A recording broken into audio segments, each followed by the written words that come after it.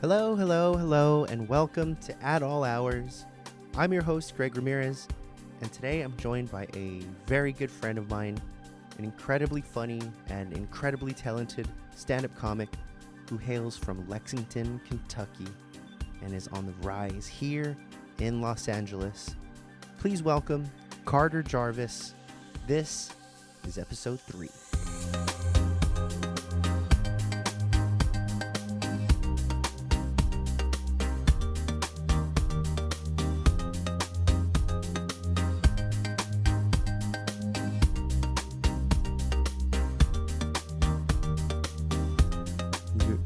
Beer?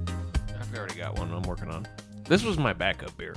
I knew I was going to sit here a while, so I was like, I better get in a second. Yeah. Getting backup beers is essential, I think. I know, for when you're driving, when you're doing a podcast. Because you have to know how long you're going to be sitting somewhere. Yeah. Like going to work, coming from work. Being at work. Yeah. You never know when you're going to have a spare 40 minutes. Just being able to do anything and be like, I'm going to take my break again. I'm going to go drink a beer in the bathroom. Telling your team, I'm going to go drink a beer real quick. I don't have to tell them. It's just like every person I've ever worked with in my professional working life thinks that I have horrible IBS, probably. Like, this guy takes 9 12-minute shits a day. Like, what is wrong with him? And he comes back sweaty. His eyes are bloodshot. This dude takes horrible dumps all day long. And it's so much worse than they think. Oh, yeah. I wish that was what I was doing. To just have horrible IBS. Yeah. No, they think they're just like, oh, poor Carter and his tummy issues, and I'm just like, they don't know a goddamn thing. it's even worse to have people pitying you and just feeling bad about, like, man, I really feel for him. He's always in the restroom. He always has to take these like 20-minute shits, and you're just don't feel for me. I feel for you. Yeah, I was gonna say one of us is 4 beatboxes deep at work. God, dude. The other one is worried about my bowels. It's so crazy how I'm so into beatboxes right now and have been for a few months now. And it's purely because you showed me beatboxes. Yeah, beatboxes are, they're up there with penicillin and air conditioning. It's like, dude, you concentrated 12 ounces of juice into a cardboard box and made it 15% alcohol? Yeah. Yeah, hell yeah. It's a way more chuggable Mountain Dew that's got a ton of booze in it. Yeah. Yeah.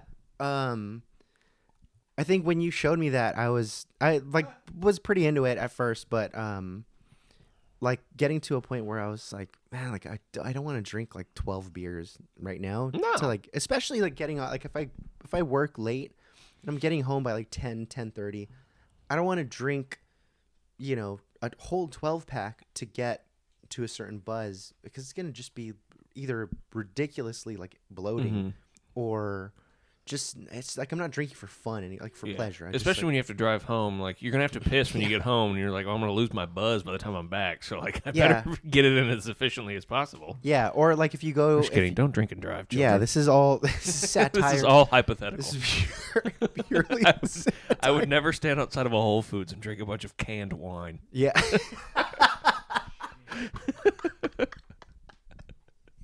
I would never do that. Yeah. You should be in school. But hypothetically, if we would do that, it might have happened a few times. I'm just saying, gun to my head, if I had to, then it'd probably be canned wine. This is the way to go. Yeah, can of wine.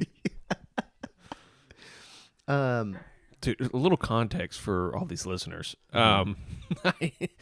We would go and drink at our fundraising job where we'd have to stand outside of a grocery store. We'd walk inside in our very vibrant, noticeable T-shirts and be like, hi, can we post up out front and do community service? And they'd say, sure. And then 5 minutes later, we'd go in and buy, like, booze. Wearing the same very noticeable shirt. And you wore glasses like Elton John. I was like, they can spot us. Yeah. Like, we're recognizable gentlemen, that's for sure. And the trick to it was putting on a jacket to cover our shirts, like our work shirts. Well, we thought we were goddamn geniuses. Yeah, and it was like becoming invisible. It was like going into stealth mode in a video game, just putting on a jacket. If I like zip up this hoodie, they'll think I'm a normal loser. Yeah. Yeah. Showing up with a bright orange shirt, and then suddenly, well, that's not me out there. That guy was wearing an orange shirt. I'm clearly wearing a black jacket. I know you've been staring at me for the last 6 hours, but that's not me. It's definitely it's those guys outside. We didn't get to work together much, but the couple times we did get to work, the first time obviously is the best time. Yeah. When I smoked a joint with that homeless person. They came outside. The employees came outside. They're like, "Hey, they said you guys are out here smoking weed. I just wanted to like give you the heads up." Yeah. We're like, "Nah, it's that fucking hobo over there, Dirty bum over there." Yeah. If you're taking anybody to jail, make it that homeless man who's bound to a wheelchair. I'm sure his life is swimming. Yeah. He's doing just fine. And then the other time, my favorite story is when we were outside of that Whole Foods and that old man asked us a bunch of questions about validating his parking. Yeah. And then told us we needed to be in school. And I told him we're 30. And he said, you need to be in school. Fucking nuts to you. Back in my day, you two would have been in the Army playing the bugle. Yeah. You guys would have been dead a few years ago. We would have gotten you all shot on a beach somewhere. Yeah. To give some context, Carter and I met doing a strange job, sales job. We met participating in a pyramid scheme. Yeah. That's what we did. We were in a cult, basically, and it was going well for neither of us. For who? Yeah. For neither of us. That for everyone else upper in the cult, it was going well. But we got paired together. And it just happened to be that we're also just two drunk dipshits that were like, not taking anything too seriously. Whereas everyone in that job either took it really seriously, like this is what I'm going to do for the rest of my life, or they didn't know that they worked there. Yeah, I think it's kind of how you would describe those people. Yeah, it's either people that woke up one day working at a piece of shit job, or people that were like I bet you a lot of people there were really into like Andrew Tate. They were. Yeah. That's why we had a like a work chat, like a group chat where if, like you made a sale, they would like put that you made a sale. Like we had like this thing we'd send that you made a sale, and everyone would reply with things. And there was this really like big like bro, like crypto bro kind of group of guys. And the four people you're talking about. Yeah. Yeah. They were like, also, it was so weird to be put up together. Like, it's about just being like the best salesman. Yeah. And we were also being put up against what was inarguably the most handsome men we've Imagine ever met. if Mario Lopez like laid eggs. That's kind of what these gentlemen looked like. They were all about 6'2" and just handsome, chiseled Latinos. They were gorgeous men that all drove like Lexuses and shit. Yeah. And then it would be like, so you don't make a lot of sales? What are you, like, gay or something? Yeah, you're like, I guess. I guess so. I don't know. And also, the whole thing of that company was like, how you get sales is people come and stop and talk to you. And the people that got people to stop and talk to them were those guys and then Latinas with huge tits. And it's like, well, yeah, you're getting a lot of stops. Yeah, weird. Me, Greg, and then some chubby white dude that can't shut up about those Raymond, and his breath smells like fucking gin and tonics. Like, yeah, we don't get a lot of stops. Weird how that works. Yeah. Yeah, it was... We're outside hacking sack, and people don't say shit to us. So we would also get, pretty... I mean, semi-randomly paired up. But you were put with I was put with the greatest person in the world, Linda. Yeah, and there was like a group of people that you kind of stayed with, much to my chagrin. Yeah, not by choice. Yeah, but you were usually put with the same group of people. I was put with the same group of people too because when I got hired in, I was put with these people because they were trying to get to like they were basically trainers. So I got put on their team to show if they can train whoever got put on their team. Just happened to be that you were in the same situation on a different team. Yeah, I was on the island of misfit toys. Yeah. Yeah, you were with the Golden Girls. Yeah, literally, it was me, an old lady, and then a guy that got hit by a car. Yeah. I watched him get run over one day. David, if you're listening, and I know that you are, watching you get run over by a car is maybe the funniest thing I've ever seen in my entire life. But Linda was my other partner. Older gal. She worked in Hollywood for a long time. She was like an extra, as her career for a lot of stuff. But she, the funniest thing she's ever said to me, it was like the week that the submarine thing to go to find the Titanic, happened. Yeah. And so they're down there. It was like the first day or whatever. And so we still think that maybe we'll find them, maybe we won't, whatever. And I'm like, well, no, Linda, like, they're dead. Like, the pressure thing happened and they got crushed, or like they're out of oxygen. Like, they're dead. They're dead. And she was like, well, no, I think what happened. She was like, what do you think would have happened? I was like, there's a couple of things, they lose communications and they get a leak and it crushes like a tin can. They're out of air, whatever. Like rational, like a pretty rational. What a human being with a brain would think. Yeah, and also like not something that's hard to wrap your head around. It's easy. Right? What she told me. Go ahead. This 65-year-old woman with a mortgage who pays taxes told me that it was probably a sea monster. She was like, she couldn't have been more serious. Was telling me that it was definitely some large creature that got to them. And I was like, you have a driver's license. Like, what the fuck? I was like, yeah, it's definitely not a mechanical error, but definitely the Kraken got them. Yeah, they're definitely in Davy Jones' locker right now. You dumb old bitch. She used to talk to me all the time, and she would say stuff that, like, I would think she's an idiot, but then she would say stuff where I'm like, oh, I know you're an idiot. Yeah. But it would be like really impressive things where I'm just like, how do you not realize that? So one time she was like, I'm struggling with bills and this and that. And the thing I struggle the most with is maintaining this house that I was given in a will that's down in Florida. I don't put anybody in it. I don't rent it. I don't do anything. I just pay all the bills on it. I'm like, Linda, you dumb shit. Sell this house or let people live in it. It's in Florida and you're in California. It might as well be on the moon. You're not going to it anytime soon. You're like everything that you just said that you don't understand, you could be doing to be making money off of it. She's like, I can't sell it. Whatever. Live your life. She's probably still at... Oh, shouldn't have said the name. That's okay. But... I can send. Don't worry. I'll censor this entire first. Yeah, give it a beep. We're not even recording right now. This whole thing's just off. Yeah. I'll censor this entire first intro part, and that now we're gonna start. Okay.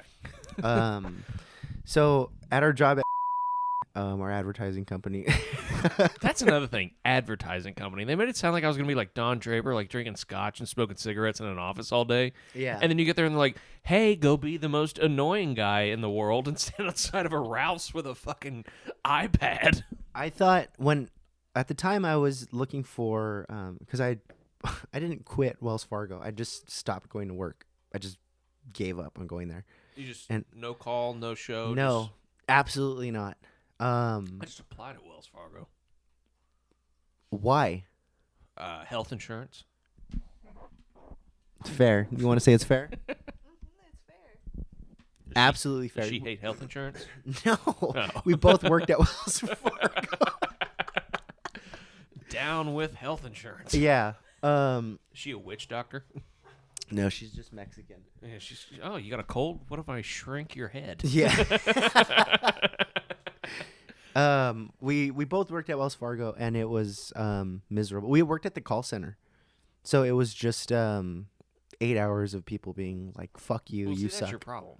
The call center at our bank. If being a physical teller or working in operations, because at another bank I worked in operations and like loans and stuff. So I filed all the new loans and everything. But when you do the call center, it's because have you ever called the bank and been like, I can't wait to call the bank? Like, yeah, people call and they're like, hey, fuck you. Yeah, exactly. Yeah. We're dealing with that for fucking 8 hours. I've done that job twice, and it's without a doubt the worst job I've ever had in my entire. It's the worst job a person can have. Yeah, it's just 8 hours of people fucking hating you and just calling you to say that you suck. So, well, why don't you get a real job?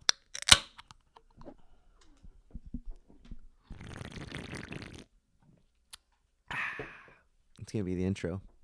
That's a pretty good intro. And then you tag it on the end with, that's a pretty good intro. Yeah. This is a Carter Jarvis show. It's quickly becoming...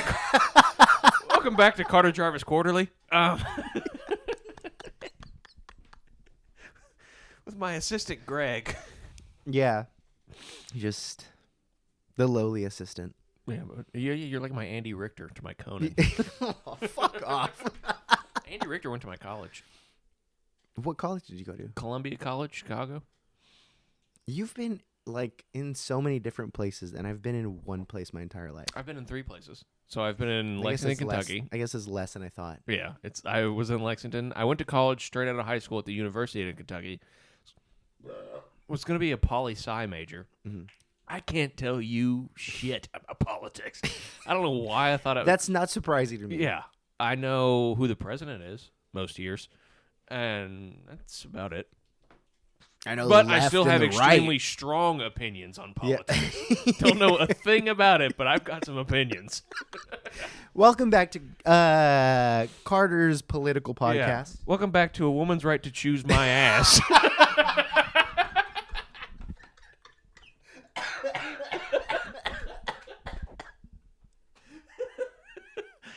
I'm just kidding, ladies. Yeah, I went to fresh out of high school. You do whatever you want. Yeah, I do. I don't give a shit.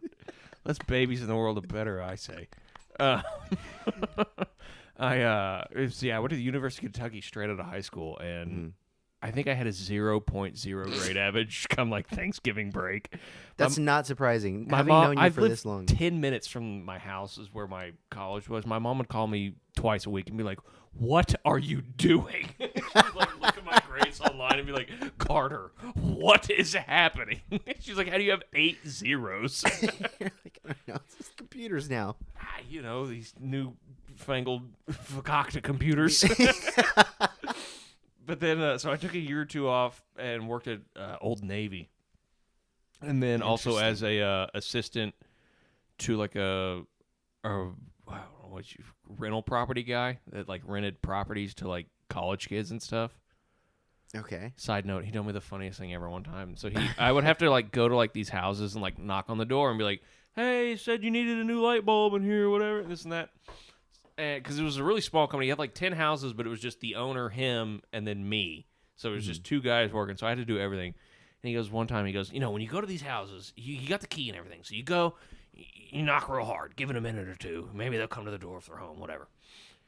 If not, knock real hard again, use the key, open it just a little bit, and say, 'Hey, maintenance, whatever, blah, blah, blah.' Knock again, because maybe some chick's in the sink and they're washing her titties." And it's like... I was just like, dude, I don't think chicks wash just their tits. It's like, hey Bethany, do you like want to go like catch a movie on Friday night or whatever? It's like, sorry, I'll have my jugs in the sink by then. I'll be washing my tits by then. I don't think girls are just in the sink. He did the motion too of, God, I wish this was filmed. Just like rubbing a titty like in a sink. I was like, I don't think they do that. Anyone that's listening to this can imagine exactly whatever it is you're thinking about. That's exactly what Imagine it looks a girl washing just her tits. And that's the pantomime that he did. Oh, this guy. I also, one time, he went on vacation. I was just, like, sitting at his desk, and I just, like, went through his drawers, and it was just nothing but a handgun and a bunch of Viagra in his top drawer. Talk about it's so weird to think about someone I've never met and can immediately relate to on whatever level that might be. He was a hairstylist, too. So his business, his place of business. For you to need Viagra, a handgun. And as a hairstylist. As His a wife never came to that building, by the way, so I don't know who the blue pills were for. And, God, I hope he doesn't listen to this. I'm sure he will. But I mean, having Viagra, a handgun, and being a hairstylist, we were kind of right across the street from the Waffle House. And this sounds like something completely made up, and it's just you know it's 100% true.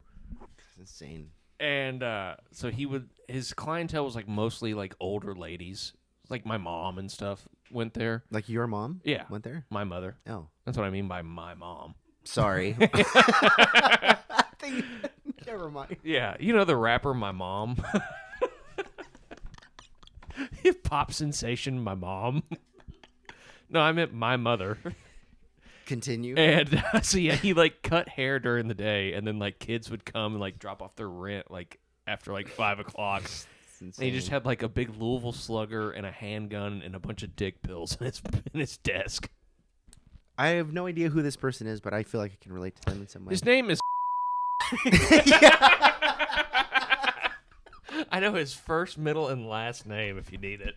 If you want to tag him in this. Yeah, well, you can. I'll censor it and tag him. Dude, after. he one time he had this like wood sign in the yard of like this because it was like an old house that he put this business in, but like he transformed it, just whatever. And he had this like wood sign in the front yard, because it was right by like the Kentucky stadiums and stuff. So if kids like saw the basketball game or the football game, these like drunk college kids would walk by. Once a month, someone would just tear out the sign from the yard. And he would try and get me. He'd be like, I don't know, but the next time there's a game on, if you want to like hang out here and like, and like Batman your front yard for you, like vigilante stop someone who's tearing up this sign. I was like, dude, you pay me $6 an hour. Like, no, I'm good. And who is this again? His name is. That's not what I meant. I meant like You're gonna want to bleep that too, because that's just a full government name. I meant like, what does he do, or like, how did you know him? So he stopped cutting hair a couple of years ago. That doesn't help. I'm laying out the story, okay? Right. I've been called the songbird of our generation, the Shakespeare. But It's building lore. It's context. yeah, I'm building lore. I'm like George R.R. Martin. Just a whole book of lore. Yeah, so his career, I guess, was being a hairstylist. He was like he had a salon, but it was in this little tiny house, like on like the college area in Lexington. Mm-hmm. And so he had like 2 chairs, but it was just one hairdresser. So I don't know why he had the second chair. No one ever used it. But it was just like old ladies would come in, and he would cut their hair, and then he had like a big like bank of keys for like all these little townhouses that he owned around Lexington. And he would be like, "Here, I need you to go check on this lady washing her tits at Unit 505." Or I'd go this one time. Swear to God, it was the senior after I or the summer after I graduated high school, my senior year, and he calls me up. I'm supposed to be working like 10 a.m., but he calls me at like 8, and he's like, "Carter, you got to get down here." I'm like, "Yeah, what's up?" Like, haircut emergency? Like, what's going on? Mm-hmm. I get down there, and he goes, just get down here. And I get, because I live really close, and I get down there, and he goes, 415 on Addison. There's a bunch of squirrels in the attic. We got to go get them. So, me and this guy. You're like, it's 8:30 in the morning. I am so hungover. We have to go to the attic of this like shitty little house, and he puts on, I don't know if you've ever worked in a restaurant, but like, those oven mitts that like go up to your shoulders that like line cooks will wear. He puts on like 2 of those things, and then has me hold the ladder as he just like just squirrels out of this heating duct of this house. Just like a pulling magician. potatoes out of a hot oven. Yeah, like scarfs out of a clown's mouth. He was just Is he pulling them and like throwing them behind him, or behind him. Just if they hit me, they hit me. He just get them out of the attic. He's like, they're not gonna go back up there, so just get them out of there. So that was my job that I had for like 6 years. just being that guy's like assistant? Just doing whatever he told me to do. One time he told me. So he was hold on. So he was like a hairstylist. Yeah. Just a hairstylist. Yeah. But also, like, invested in rental properties. Okay, so he's like a landlord hairstylist. Yeah. So it's like, it was hairstyling like his hobby, but he was like, oh fuck, I have to go be a landlord right now. So I mean, he did hairstyling like 8 hours a day. Like, I mean, it was just 9 to 5. But also, like, if he had a free spot during the day and someone was like, "Hey, my water's not on," he would. There's like, a bunch of squirrels in my attic and my heater. Send some retard to come get squirrels out of my attic. Like, yeah, I would have to do that. So you're like, I'll bring him too. He's gonna hold up my ladder. Dude, the amount of times that he would be like, because I'm not handy at all, like whatsoever. Could have fooled me. Yeah, I know. I really come off as Tim the Toolman Taylor. Yeah, but I have no handy skills whatsoever. And but he'd be like, "Hey, the pilot's light out is out over on Addison. I need you to go fix that." I'm like, "Dude, I'm gonna blow up me and 3 19-year-old girls. Like, we're dead." I was like, "I don't know how to do that shit." So that was your job for 6 years, just being like this is after high school, in Between college. High school to about. So I started it when I was in high school, so like probably 2011 up to 2016. I thought you were gonna say you're like 20 in high school. It's like, man, Kentucky's way different. Yeah, from, like, I can't read, Greg. I was in AP classes. I'm one of those kids that like my mom is so mad that I don't quote unquote apply myself.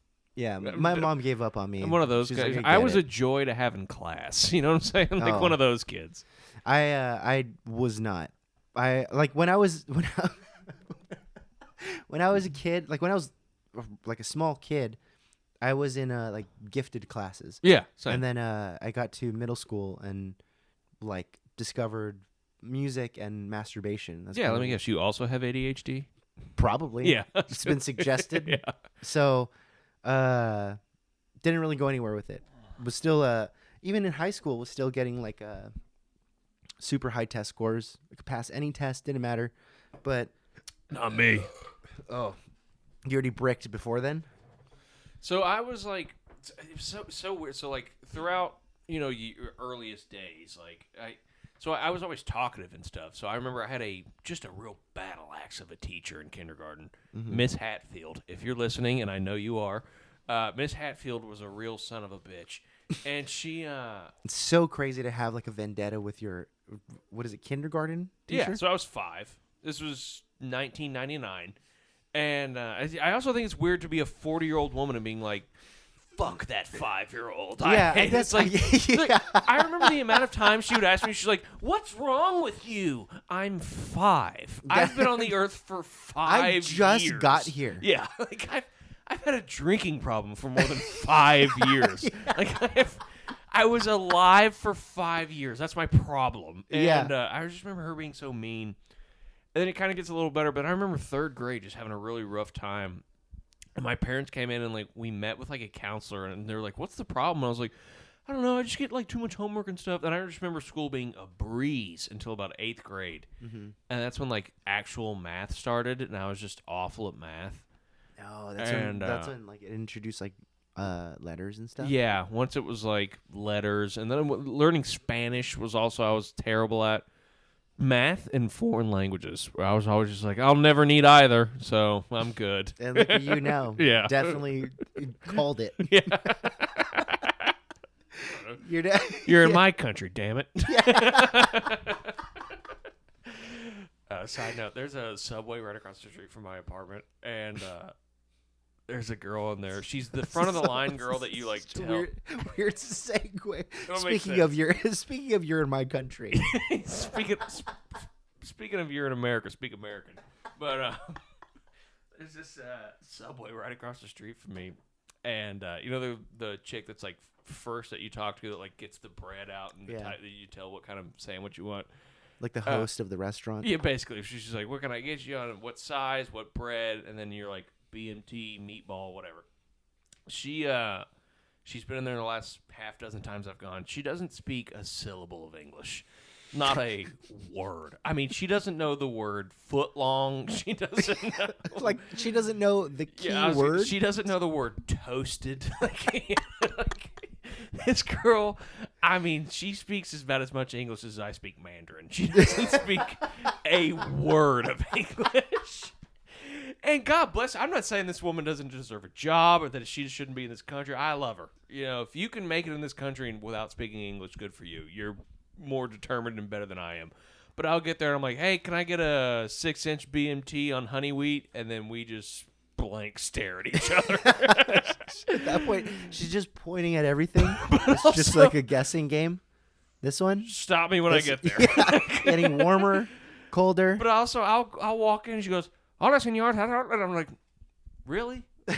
I know this is just audio right now, but I could only be described as the whitest looking man on the planet. I'm like, you're definitely not the kind like to describe it, even though even if you have never seen anything in your entire life, Yeah. you would never describe Carter as this gringo hablo español. Yeah. Yeah. Definitely gonna hit him with a hola. Yeah. Starting this conversation. Yeah, I know hola senor. After that, slow it down. Yeah. After that, hit me with Jamon, I know that one. Jamon y queso, sure. Sure, fuck it. I guess that's what I'm eating today. Hit me with hotter or colder and point at everything. Oh, goddamn, that was funny. So after this strange job that you had with this guy, what else did he make you do? Like, was it just? I was just like cleaning and stuff. I had to go get his lunch every day, which was a Southwest chicken salad from McDonald's every day. And you were you still in Kentucky or were you? Yeah, in, this is okay. Lexington. So I am 19 to 21-ish at the time of my prime here. So you're still a baby, but you also like where do you feel like you hit, like, just to kind of like as a general thing, where I became a grown up? No, where you became like a psychopath. A psychopath. Just like where you're like, man, you know what? Drinking's pretty fucking cool. Oh, 2011, like 8 years before this. Okay. I was going to say, I don't know if that's the Batman origin story you're looking for, but I had a pretty sweet dad. Guess so. Yeah. Yeah. If we weren't going anywhere, he would get us Bud Light Platinums. That was the first thing I got drunk off of was Bud Light Platinums. I had me and my buddies over, and I think statute of limitations is up on this already, so my dad's fine. But he would just be whatever, like, right? You boys ain't going nowhere, right? So not anymore. Went and got us like 36 Bud Light Platinums. Oh my god! Between like 4 16-year-olds. That 36 Bud Light Platinums between 4 adult men. Because what is that? 8 they're, apiece? and they're 8% each. Well, I was just asking if my division was correct. I have no idea. You're asking the wrong fucking person. Is that 8? Can we put it up on the screen real quick? 36 divided by 4. Show me 8. Yep, that looks right. Yep. I was trying to do a trying to do a Family Feud thing. Show me alcoholism. But Jamie, can you pull that up? The first time I ever got drunk, we had like set up a tent in our backyard that we were gonna like hang out in and stuff. Me and my buddies like 16-ish, and all my buddies. We get drunk. I pass out drunk. I'm like laying, not inside the tent. I'm laying in the field of my backyard, just back to the grass, just on the ground.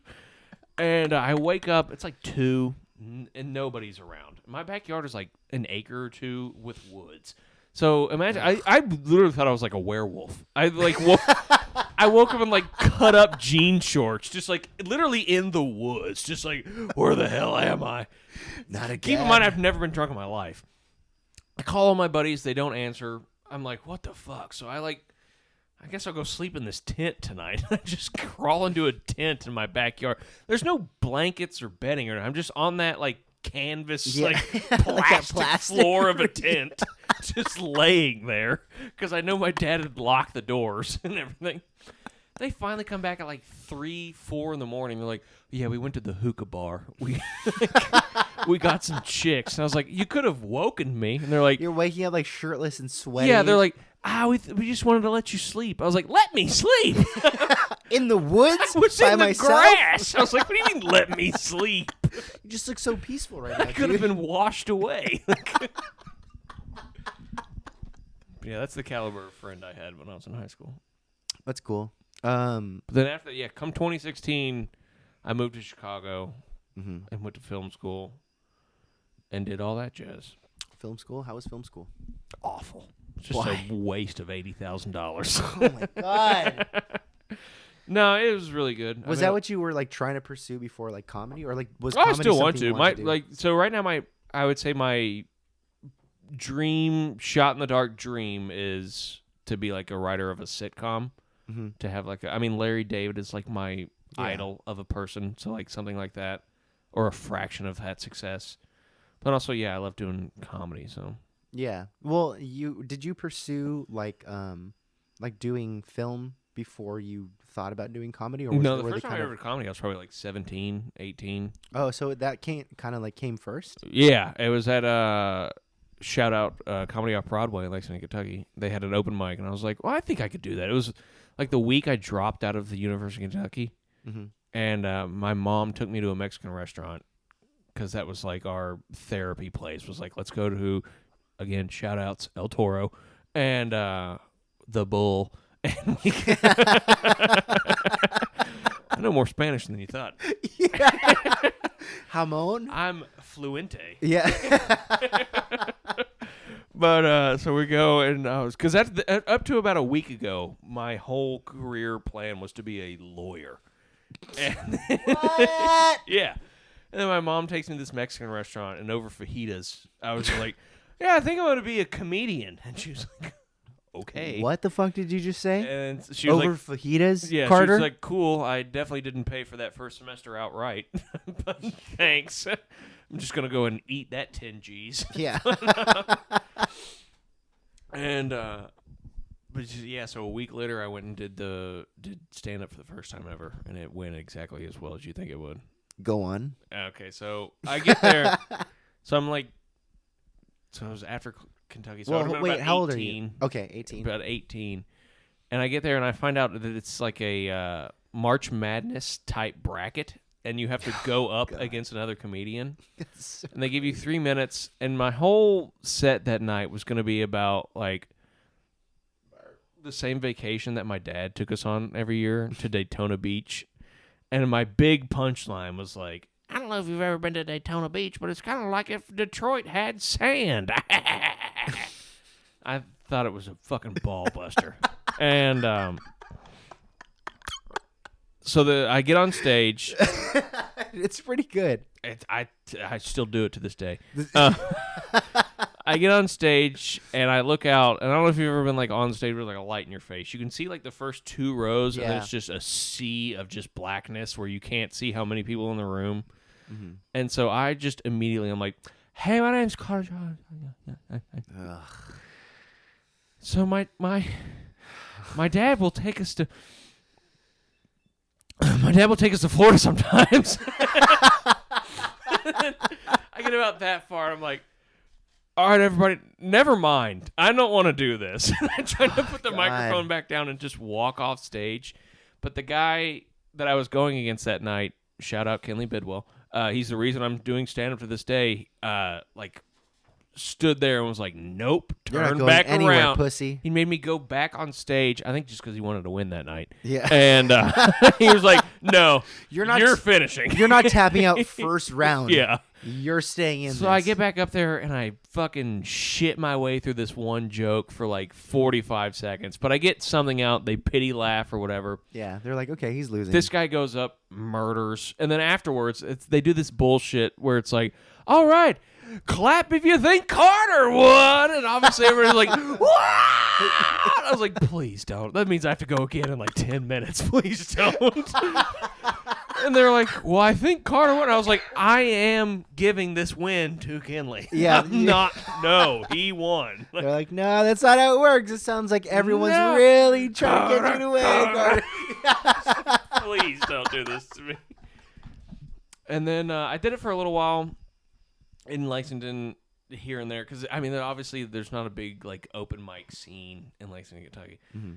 The third time I ever did comedy was the worst time I ever did comedy. Worse than that? Oh yeah. So I'm on an open mic. There's about 45 people on this open mic, all doing 3 minutes apiece. So I'm sitting there for like 3 hours. How big was the first crowd that you were in front of, like the bracket crowd? 50. Oh, the bracket crowd, maybe 20 or so. Okay. So, but like the crowd itself was 50, 60 people. So like always a pretty decent amount. Okay. This is the only place you can go see comedy, like where, like in Lexington. Like it's the place that comedy happens. Okay. And but yeah, so this third time I go, I am second to last on a list of about 30 to 40 people. Mm-hmm. And I'm going to preface this by saying the guy going last has his whole family and all his friends there. And then another comedian described this show as Rosa Parks' dream show. So I'll let you just decide what you think the front 3 rows of this crowd looks like. They have to sit there for about 4 hours And then I go up. And at this point, like I said, I'm 18, 19. I'm horrible at comedy at this point. I'm not funny. The whole time, these two huge, terrifying men are not heckling me in a clever way. They're literally just going, fuck you, get off stage. Fuck you. They're barking at me, go, the whole time. And they are terrifying, dude. I am not sharp enough at this point to be like, hey, I don't come down to Burger King and knock the dicks out of your mouth. Yeah. Like, It's like you're barely getting your like sea legs I now. am terrified. Yeah. So finally I'm like, all right, whatever. And I just get off stage. Turns out the guy going after me, the last guy, is proposing to his goddamn girlfriend. And everyone there is there to see it. So he gets up. He obviously fucking murders. Like, it's just people just like at the fucking Apollo just I mean, they're losing it.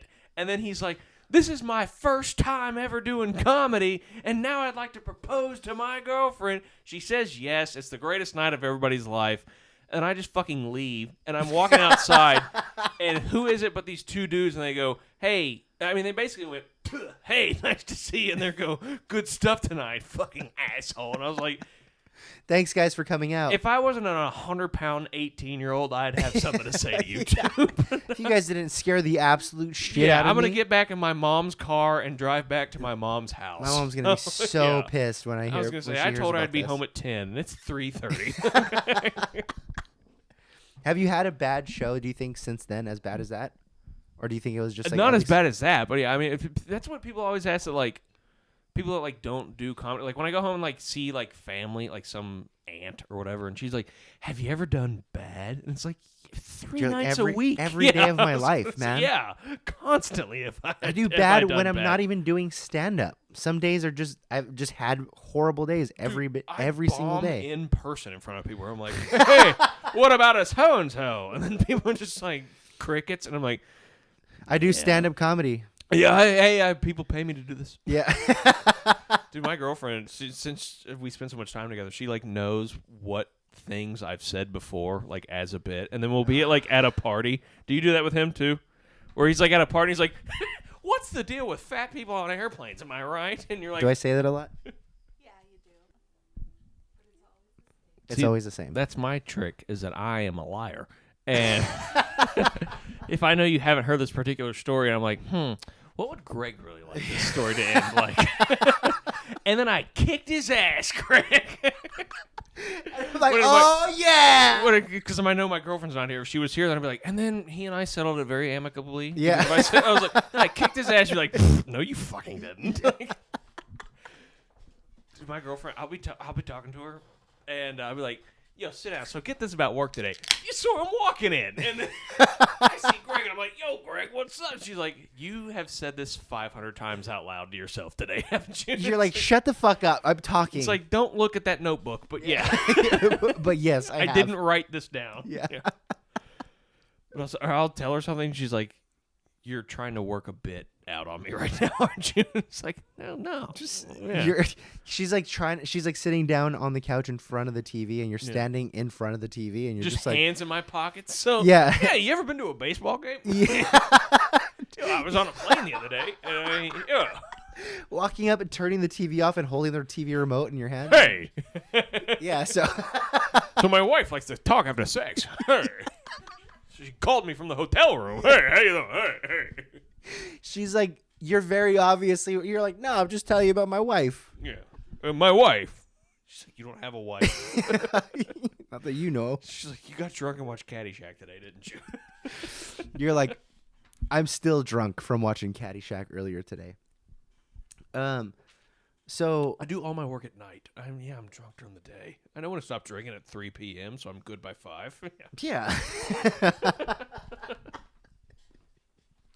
Stop drinking, I'm good by 5, and have a few more at the club when I get there at 8. That'll be good. Yeah, dude, drinking during the day I think is incredibly Unmatched. yeah, it's unmatched and I think underrated still. I have a really like bad day drinking story. Yeah. I went out with you met Raymond during Thanksgiving. Little fella? Little Mexican. Yeah, Yeah. sure. So Unlike all the tall ones. yeah. You said, why do people think I have a bunch of siblings? I was like, well, You're one of them. You know? Yeah. you guys tend to. Yeah.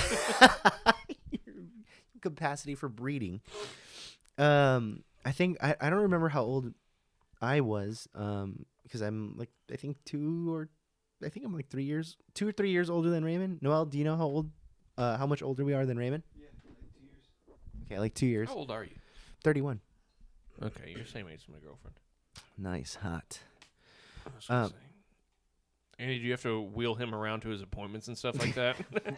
To his dialysis She said- appointments? She's had to a couple times. Yeah, you feed him his oatmeal.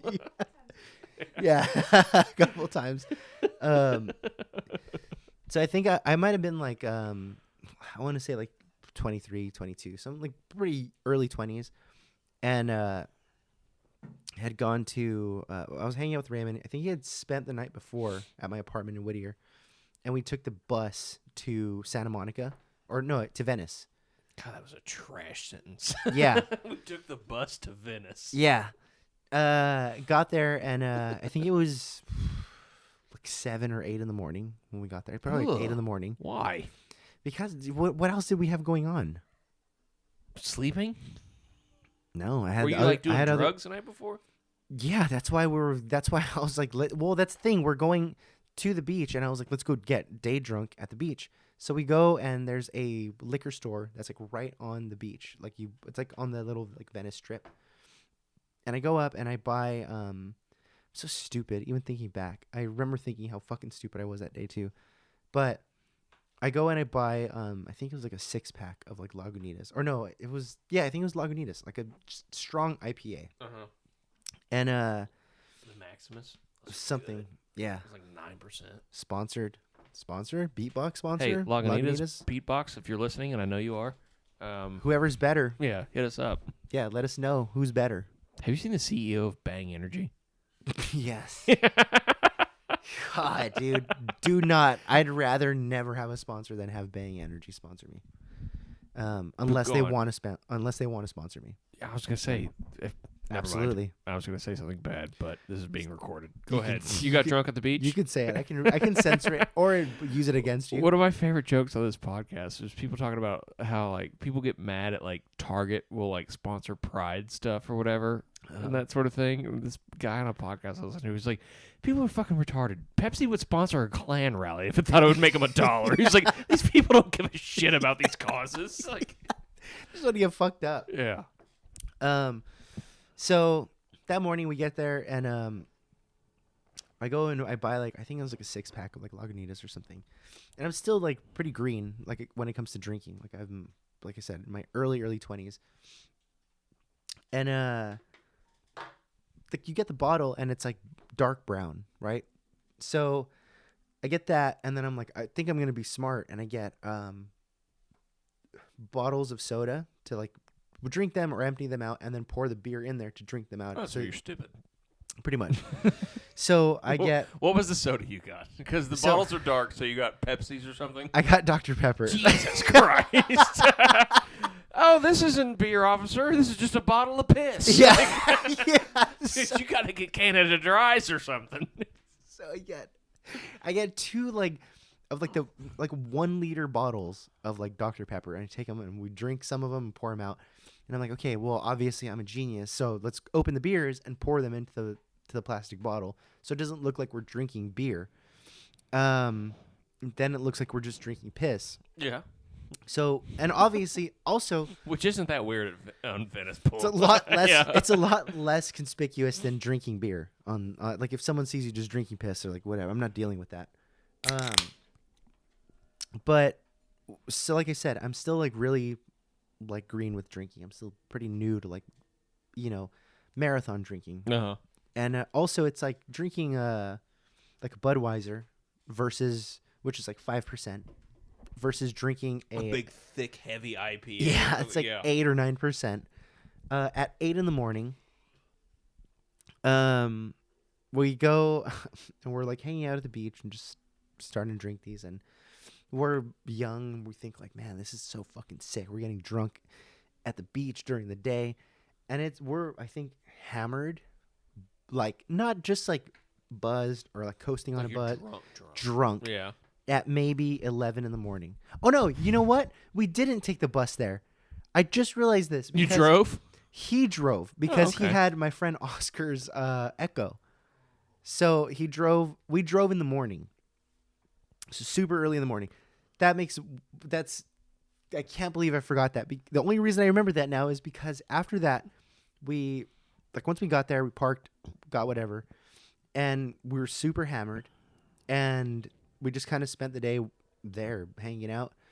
And also, I don't tan. What? Yeah. I'm cursed with burning in You're the sun. literally Mexican. I know. Trust me. I got it from my dad. My dad doesn't tan. This is why I thought you were Korean for so long. I burn the same. So, we stay there. I get sunburnt, and we're just walking around, sweating and getting like hungover as we're walking around. And eventually, we kind of sober up enough to be like, let's just get out of here. Like, let's just leave. And we go to try to stop at a McDonald's to like eat. And You're driving. yeah, Oh, he's driving. Well, fine. It's also like 1 p.m. and we're like it's like end of the night, like 3 a.m, kind of like hammered and like already like. But like the sun's still hardly up. Yeah, it's like 3 a.m, kind of drunk at like 1 p.m. summer. That's the best and the worst. Yeah, when we're amateurs, it's the worst. So now we're like, sorry, were you up before this, or did you wake up at like 7 a.m. to go start drinking at 8? yeah, I woke up at 7 to go drink. That's preposterous. See, now there's been many a nights where I've just you keep stayed making up words. You keep like preposterous. Was that? Preposterous. Yeah, I just made that up. Who's this dumbass? But yeah, there's been many nights where I'm like, the worst kind of night you can ever have is like, all right, I'm gonna have 2 beers, and someone's like, want to meet me in the bathroom stall for a little stooty tooty pooty patooty, and then you do, and then you're like, well, give me another, and then it's like 9 a.m. and you're in some guy's kitchen, and then you're like, well, we might as well go get drunk at the beach. So I don't know if it was that kind of night. Yeah, I've had nights like that before, but yeah, I've had nights like that. hitting and the snooze button at 7 to then get up 9 like, minutes time to later start to go fucking start up my day. drinking, you have a problem. I told you I was not very well put together during that time. Dude, but every time I look over at this TV, it's the same exact image. It's just him running around with this chainsaw. little sword. hand chainsaw. Yeah. It's called the Ripper. So as we're leaving, we pull over into a McDonald's to try to eat. We both black out in the car, and wake up. I think like 3 hours later, and it's like waking up with the most like excruciating hangover, sunburnt in a car, and also like an hour plus away from my house because we're in Venice, and living in Whittier at the time. So it's like over an hour's drive away, and Raymond's still blacked out. I like open the door, fall onto the ground, and crawl into this McDonald's to try to get like a Sprite and a sandwich. And just not one of my best moments, you know? It's a learning experience to be day drinking. Y'all could have died too, just sleeping in a car in the sun in the summer. We're not babies. Yeah, but you're not babies. So it happens to babies and dogs, and you're somewhere in between that. So if it can happen to a baby or a dog, it can probably happen to Greg. You put that on my tombstone. Here lies Greg. Whatever killed him could probably also kill a baby or a dog. What didn't kill him might have made him a baby or a dog. He probably got a piece of really dark chocolate. He got a hold of some unwrapped pills. He got under the sink and got into some chemicals. Someone left the back door open. And Snatched here him lies Greg. Someone snatched him up at the park. They made him fight other Gregs.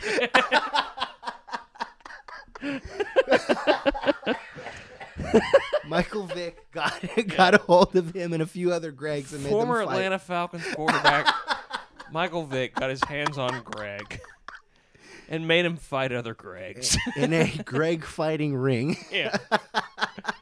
He's going to spend 7 years in a Georgia State penitentiary for Greg fighting. Oh, that's retarded. I fucking wish. Just some commercial with Sarah McLachlan like, in the arms of and like, this is Greg. He hasn't had a beer or a hit of weed in over 6 months. I'm like all like emaciated and in a cage. You see all how dirty. thin Greg is? He hasn't had stuffed crust pizza in 6 months. Not a single beer or Cheeto has entered his body in so long, and you can change that. Isn't Greg, that crazy that it comes back around to like what we were doing with just because that's what. Oh, yeah. Dude, I was maybe the most unhealthy I've ever been there. Really? Because it was like your whole job, or for at least for me, 90% of my time working there was sitting outside of a grocery store with a dumbass old lady.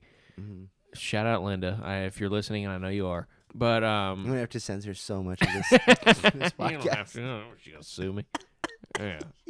Your Honor, she is an idiot. The jury's just like, She's got a point. It's pretty solid. Yeah, shoulder shrug. Yeah, she's asleep right now. Like I think. She did say that they were killed by a sea monster. So. Yeah. But it'd be just me and her sitting there outside of like a Ralph's, and I'm like, I need something, so I'll just drink. And I'll just sit there and be like, yeah, Linda, I'm chasing my water with Coke. Like, don't worry about it. It's like, there's a couple times where, well, actually, that's what we were kind of trying to talk about earlier. Was the first time we got paired together, because I think it was someone that we would usually get paired with. One of us like couldn't get paired up, or both of us weren't there or something. Yeah. Day, yeah. So they were like, okay, we'll put these two fucking morons together. They're like, well, Carter's partner just got run over by a car yesterday. So, true story, chat. It's true story. Chat. This is live streamed, right? Well, Carter's partner just turned 407 yesterday, so I think we just gave her the day off. But yeah, I think both of our partners like either were paired up, because when I was partnered, they were getting I was partnered with Joe, and he would get partnered up with like other people to train them and stuff, and then you would just, I think it just happened to be where someone just couldn't, like, we didn't have our partners, and we got paired up, and we got sent to what was essentially one of the worst locations, because there was basically in a parking garage. It was a parking garage at a CVS that was just nothing but old Asian people that had zero interest in saving animals. And well, you know how much old Asians love partying with their money for no reason. Yeah. They really enjoy that. Yeah, so we got paired up at a CVS, and we're both like low life degenerates, barely meeting each other and being like, okay, well, I think even that day you were like, oh, this kid's gonna get me fucking fired. Yeah, that for sure. I was like, you want to smoke this joint in this breezeway of this CVS? I was like, I don't want to do this. I don't know. I just met you today. So we get there, because we would have like a little stand that we would set up, and because we were canvassers, we would just be outside, yeah. Be like, hey, before you take off, and people would be like, suck my dick, and then they'd leave. So that was our job. It was 8 hours of people being annoying dickheads to people. 8 hours, quote unquote. Yeah. I think at this point it's like anywhere between 2 to 8 hours. Yeah. 2 to 6 hours. And we would kind of just stand outside. Yeah, I told you, dude, Noel fucking sucks. Jesus Christ, dude.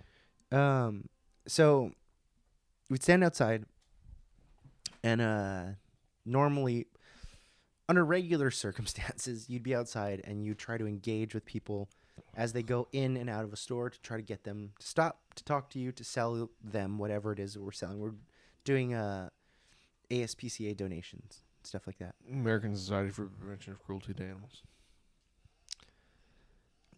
So we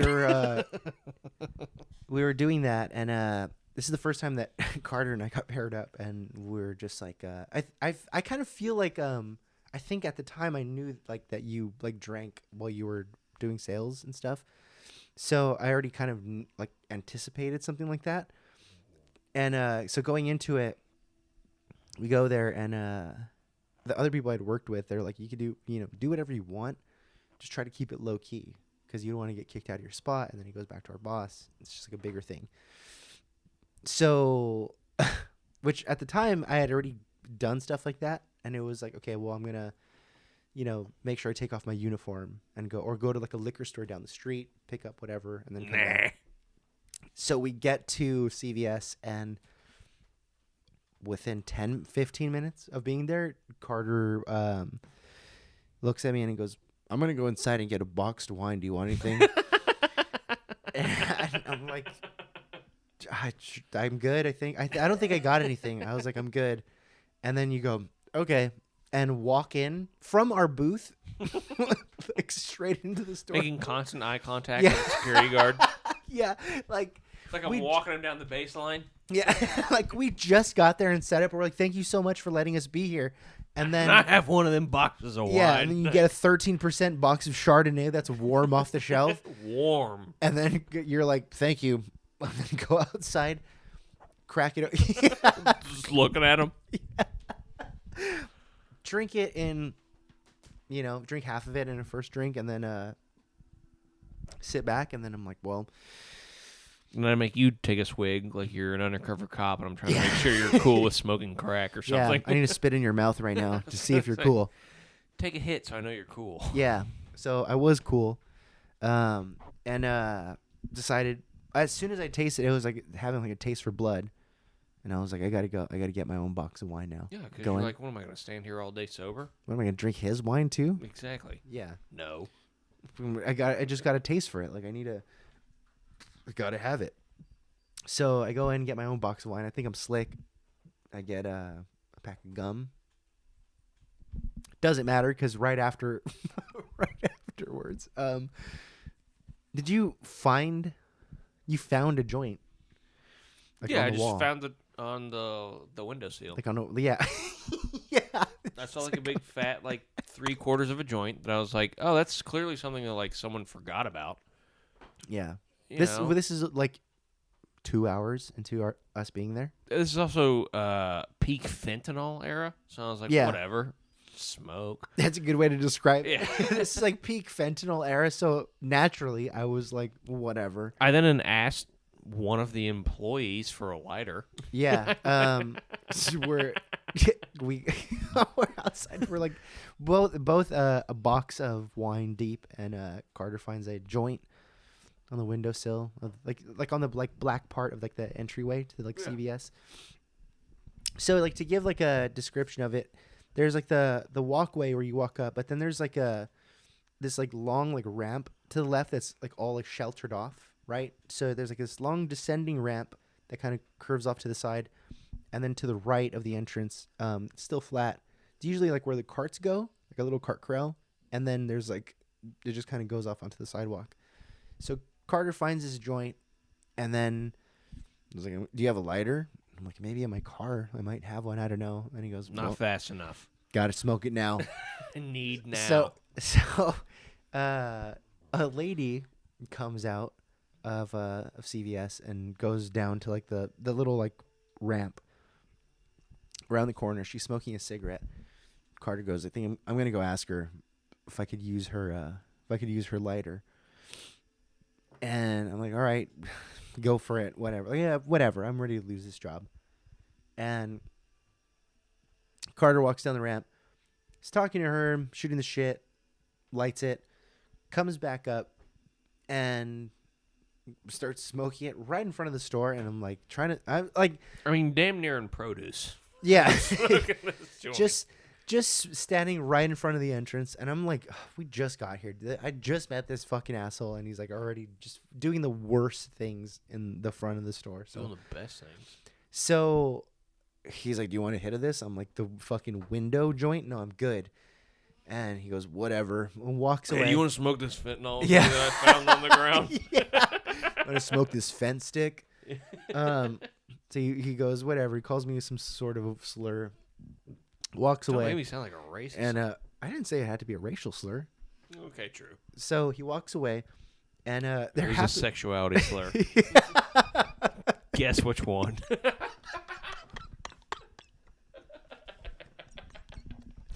Pick one. I'll give you 3 guesses. The first 2 don't count. I'll give you 3 letters to guess what it is.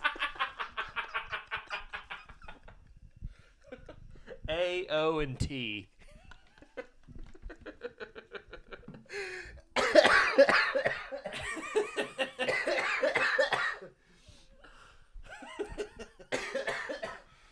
So Carter ignores me and goes, whatever. And he walks away and is like, I'm just going to go smoke it off to the side. I go, okay, fine.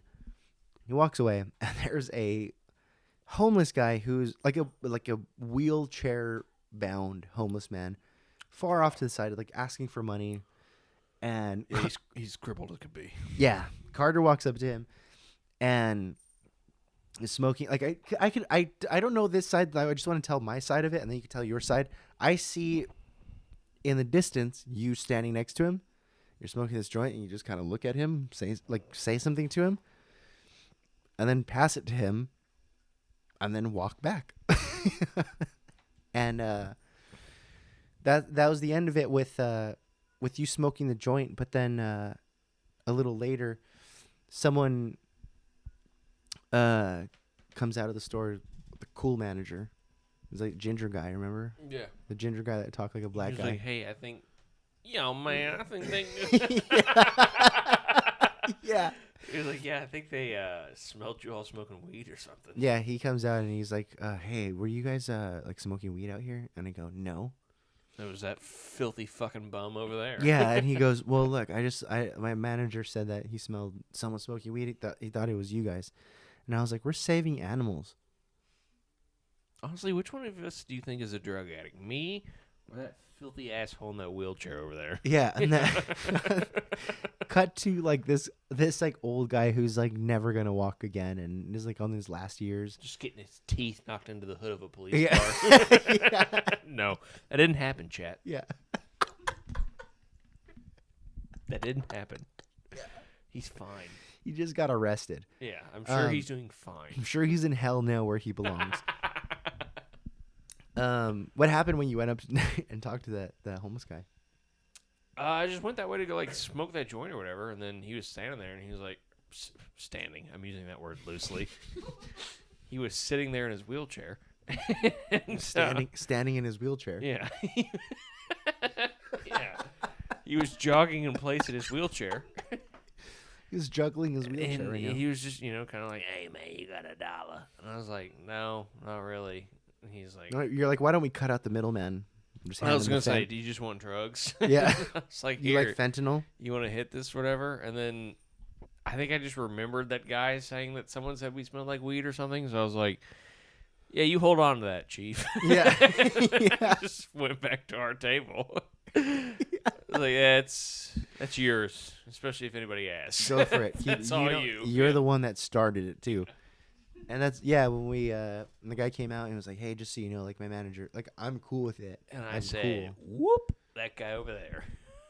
Look at us, dude. We're saving animals. You think that guy's fucking saving you animals or think that doing fucking drugs? Asshole in a wheel.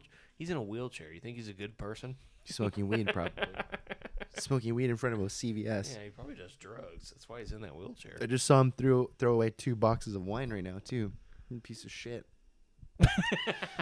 That's 'cause the guy threw away 2 personal Franzias. Yeah. The fuck is up with that guy's? That was, and then after that, it was basically like, after that, we went home, like 4 hours in. We're like, look, we don't If want to be that. here. Yeah, and we're like, we don't want to be here, right? Did you ever work with Jesse? Oh Really no, buff kid. no. I know who you're talking about. I'd never worked with him. Dude, he hated that job. He must have had some other source of income because we would get there. The only time Jesse and I worked together, they would send us to just a shithole somewhere. They're just trying to get rid of us for the day. That's how I felt at CVS. Jesse and I would pull up. It would be 45 minutes, and he'd be like, man, what are you trying to do? And you're like, we just I'd be like, got Jesse, here. it's 11 a.m. What are you trying to do? And he'd be like, I'm just saying. I'm just trying to go home. I'm like, You're yeah, like, me too, I guess. You're like, me too at every job I've ever had, but... Dude, that was the opposite of fucking Linda, though. But she would be like, yeah. sometimes Dan comes around and checks. And I'm like, no, He's he a millionaire. doesn't. He Yeah, doesn't give Dan a makes shit $1 about it. million a year. You think he gives a shit what the 70-year-old woman he tosses out into the desert every morning has to say? This 70-year-old woman and Yeah. her fucking drunk asshole of a fucking prodigy. Not Prodigy, yeah. likely. Yeah, you followed in her Yeah. footsteps, dude. We've You're got fucking- Linda and Wolfgang. Yeah. Wolfgang Amadeus over here. Yeah, see, I bet a lot of you people listening think I'm a dummy. I know Wolfgang Amadeus Mozart. Well, shame on you. What if that just wasn't his name? I was just confused about something. Like double down on being Yeah. wrong about everything. That's the only way to do it, honestly. You know, Wolfgang Amadeus Spielberg.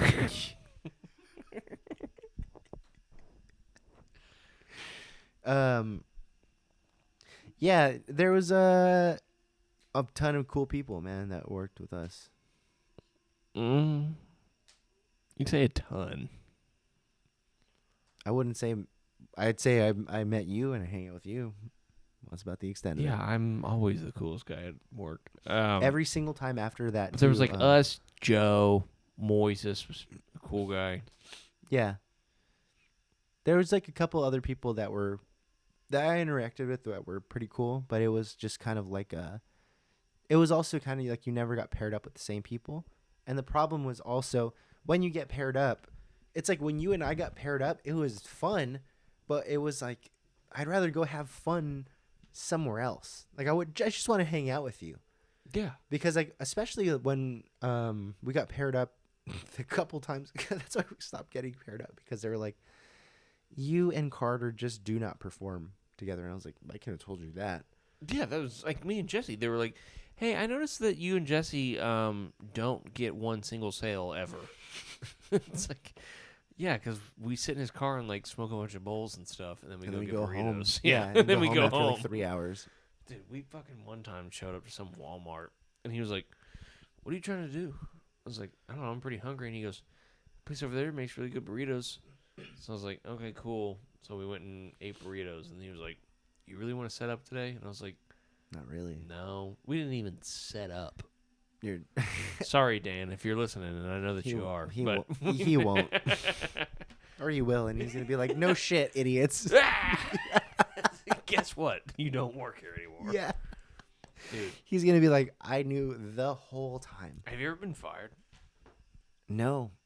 I, I like I told you when I was at Wells Fargo, that was the only time I've like been at a job and just stopped going, because it was just I hated my job in general, but my manager, shout out to Geraldine, if you're listening, and I know that you are, Geraldine, bitch. bitch. She was awful. She was a horrible manager. Probably the worst manager I've ever had. And like my team at the time that I worked with was really cool, and it was fine, but the job just sucked. It was also super close. It was like 5 minutes from where I live. So Right here? yeah, like 5 minutes from here, and like 8 minutes with traffic. Like it was ridiculously With close. traffic. Yeah. If someone's behind your car in the driveway. Yeah, is pretty that much. Traffic? If I'm leaving late, that's traffic. Yeah. So Someone was taking a dump and you had to go Yeah. take a shower. yeah, yeah, Well, there was traffic. Sorry. yeah. I didn't pinch it off quick enough. There was traffic. So the job was super close. It was obviously it was indoors. So there was really no like dress code. Like what I'm wearing like a hoodie and black jeans and Vans. There's no real dress code. So it was a super cushy job. But the job itself sucked just because you're getting chewed out for 8 hours. People hate you. Bunch of other shit. But my manager just was horrible. She's one of the worst managers I've ever had. And like obviously mental health not real. Men's mental health not real. It's all just made up. Pussy. Yeah. So obviously that's like we don't even have to get into that really, but during that time I just like hated going there to the point where I told Andy like I don't think I'm gonna go in today, and she's like, did you like text Geraldine? And I'm like, No. I don't think I'm gonna text her. And it was immediately like, well, like the thing is, Andy's always been supportive of anything I've done, but I'm always thinking of like, okay, there's got to be like a point where there's like kind of like pushback. Like she's got to be like, look, you got to get your shit together. She did not think I needed to get my shit together. No, she's like, be a fucking. She's like, tell me when to dildo fucking. your whole life. Like, yeah. She's like, tell me when to fucking quit too. Fuck this job, because we were both working there at the same time. She was working Wells there. Fargo. Yeah, she was working there before me, and then I got the job there. Were you also a teller, Andy?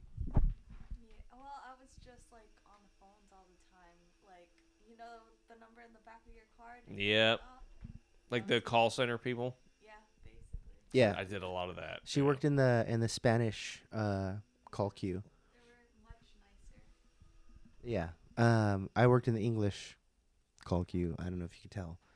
Do you speak Spanish? I bet you speak about as much Spanish as I do. Pretty much. And I failed Spanish in high school. Me too. I speak the least amount of Spanish of a white person. I speak as much Spanish as that lady from Subway speaks English. Oh, so not one single syllable. Pretty much. Yeah. She doesn't know what the word no would mean. Yeah.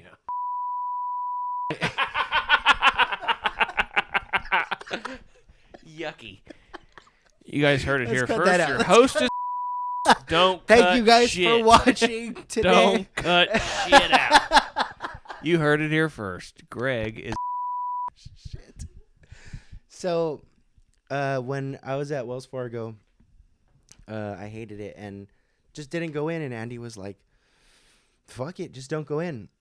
I'm like, "All right," and I didn't. Andy went to work still, and I just kind of stayed home. And I think it was just like one of those things where, like I just cleaned up the house, and I was like, "Oh, this is just nice." It kind of like, I know it's like that kind of feeling like when you, like the only way I could put it is like when you're a kid and you don't go to school. And you're like, even though I'm just staying home, it feels better because And then I'm when not she at comes school. home at about 5 o'clock, it fucks your whole day up. Right? Hell yeah, dude. Dude, isn't that the worst? Yeah, You're every like, time. Damn, I've been home all day playing fucking Call of Duty and whacking it, and then here she comes. Why didn't you pick this up? Why Why is there cum everywhere? What's for dinner? Pick your socks up. Why are they so stiff? Oh my god! All right. Every day with this, Dude, 9 a.m. to 4:30 is a sweet ass time of day. Am I right? I know. And then trying to sober up in like 30 minutes. I know before you're splashing cold water on your face because you've been drunk since 11. Yeah. drunk and dehydrated from busting nuts all night. Oh Yeah. shit! The fire department's here. Dude, can we take this outside? You know what? We're gonna finish up this episode, and then we'll do an after party episode. Dude, we got to on do it. like a guy on the street type thing. Yeah. Like, excuse me, officer. Yeah. What's going on here? They're like, a pregnant woman fell. Get on the ground! Yeah, a pregnant woman got run over by a car. She's not looking great. Can we get some gurgling sounds? What's wrong with her? It's like, well, she's bleeding a lot. I need you to back up. Tell me more. Yeah. Can you do the Oh, shit, outro someone- for our show? Yeah, someone is actually coming back here from the fire department. So let's wrap this up. Carter, thank you for being on. How did you feel about today's episode? I thought it was really informative for young people. I thought if you're trying to figure out, what avenue to turn down in life, you should listen to us and do the complete opposite. And if you want to follow anybody on Instagram, Carter Jarvis Comedy on Instagram. Perfect. All lowercase. Perfect. Thank you for coming on. Thanks for having me on, Greg. I love you. I love you too, Carter. Goodbye. Bye.